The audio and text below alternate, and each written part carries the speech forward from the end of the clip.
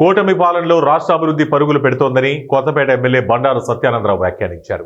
బుధవారం అంబేద్కర్ కోనసీమ జిల్లా అలమూరు మండలం చింతలూరు సూర్యారావుపేట గ్రామాల్లో జరిగిన సుపరిపాలనలో తొలి అడుగు కార్యక్రమంలో ఆయన పాల్గొన్నారు. ఇంటింటికి వెళ్లి ప్రభుత్వం నుంచి ప్రజలకు అందుతున్న సంక్షేమ పథకాలను, రాష్ట్రంలో జరుగుతున్న అభివృద్ధి కార్యక్రమాలను వివరించారు. అధికారంలోకి రాగానే ఒకేసారి పెంచిన మొత్తాన్ని 1000 రూపాయలు పెంచిన అంశాన్ని ప్రజలకు వివరించారు.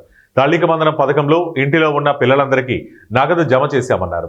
ఈ నెలలోనే అన్నదాత సుఖీభావ నగదు రైతుల ఖాతాలో జమ చేస్తామన్నారు. ఆగస్టు 15వ తేదీ నుంచి మహిళలకు ఉచిత బస్సు పథకం అమలవుతుందని తెలిపారు. ఆ తర్వాత సమస్యలను అడిగి తెలుసుకున్నారు. అనంతరం ఆయన మాట్లాడుతూ కూటమి ప్రభుత్వంలో సంక్షేమం, అభివృద్ధి సమపాలలో సాగుతుందన్నారు.